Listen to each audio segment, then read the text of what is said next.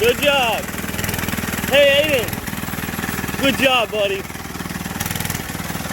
But the gear ratio of the jack shaft is made where it has a lot of torque, and once it gets going, it kind of takes it a minute to slow down, and he's not quite strong enough to squeeze the brake all the way. So he's got to kind of let off the gas and turn to slow down. There you go, buddy. And if he gets going fast, it wants to keep going because of the way it's geared. But other than that, it's working great. It's got a side shaft Tecumseh 6.5 horsepower with a jack shaft. Because when you put the side shaft on there, the gear on the rear end is on the opposite side of the motor shaft. So basically, I'll show you. Slow down, turn. Let off the gas, turn. There you go. Good job, buddy. He wants to keep going faster and faster. And if he holds the gas longer, it gets up more and more speed. Because of course it's a go-kart engine and it just continues to rev up. All right, hold on, buddy. Hold on, Aiden. You're doing good, buddy. Hold on, I'll show you the motor and everything real quick. Hold on, buddy, stop. Stop. Here's the Tecumseh Power Sport. It's a 6.5. Let it go, let it shut off. We got a stick in your chain there, buddy. Oh. And then you can see here, this is the original exhaust from the 4-wheeler. And then this is my jack shaft right here. So it goes through, I've got two big bearings in there that are welded to a frame. I'm thirsty. You thirsty? Go inside and get something to drink. And then this is the shaft that goes through the jack shaft. And this is the gear here. And what comes off the engine, yeah, you can.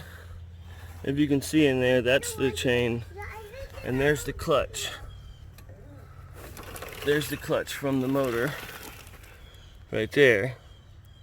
So on there's a clutch on the motor, and I actually use the original fuel tank too, so the fuel line goes to the original fuel tank, so you can fill it up right here just like you normally would. This is the clutch from the motor. It goes over to a sprocket here, and this is a guard for the kids, so that way they're not getting hung up on there. And I'm not sure how many teeth are on here, but looks like the motor has 1, 2, 3, 4, 5, 6, 7, 8, 9, 10, 11. I think it's 11 teeth on the clutch on the motor. And then it goes over to a 1, 2, 3, 4, 5, 6, 7, 8, 9, 10, 11, 12, 13, 14, 15, 16, 17, 18, 19, 20, 21, 22, 23, 24, 25, 26, 27, 28. So 11 teeth to 28 teeth. And there's an inside view of the jack shaft. You can see I screwed up when I put it on there, and I had to cut it open because the shaft on the inside is connected together, and I didn't weld it.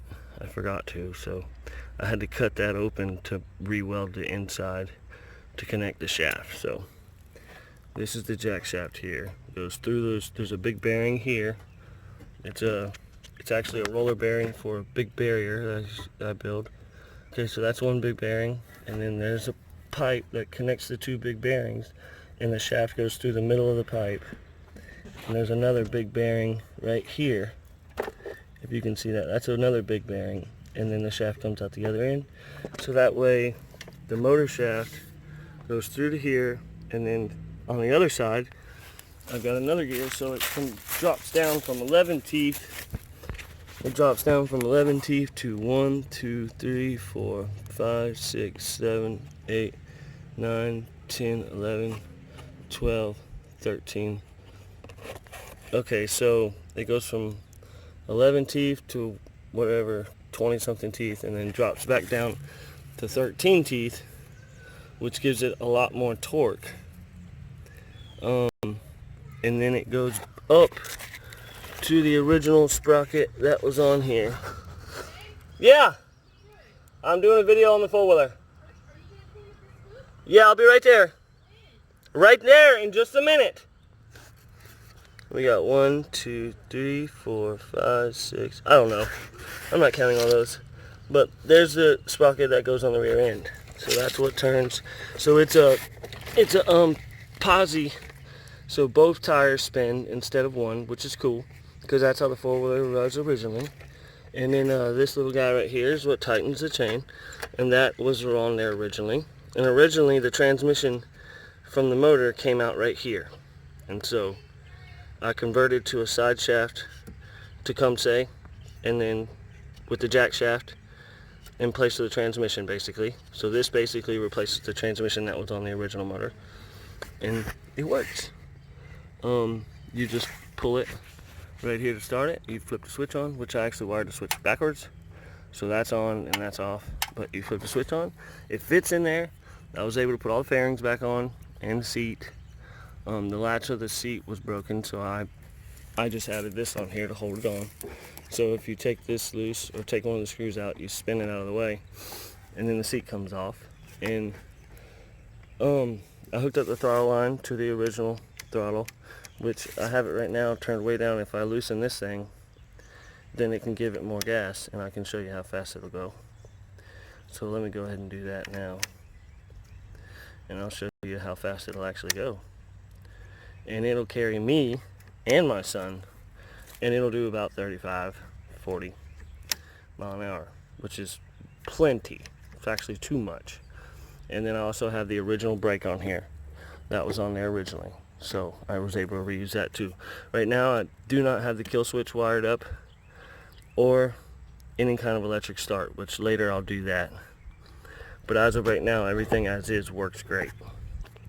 I need to put a hose on here to keep water from getting in it. So that's the gas tank vent. And I'll start it up real quick and I'll show you how fast it'll go.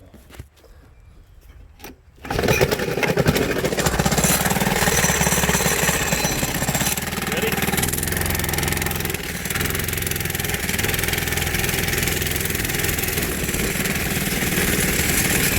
Whoa!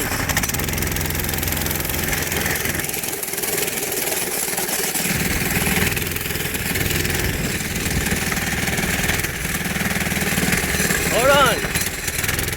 Come on, get on.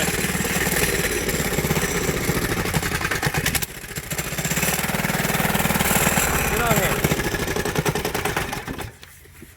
Turn around. Hold my phone for just a second. Let me start it up. Do you hold it?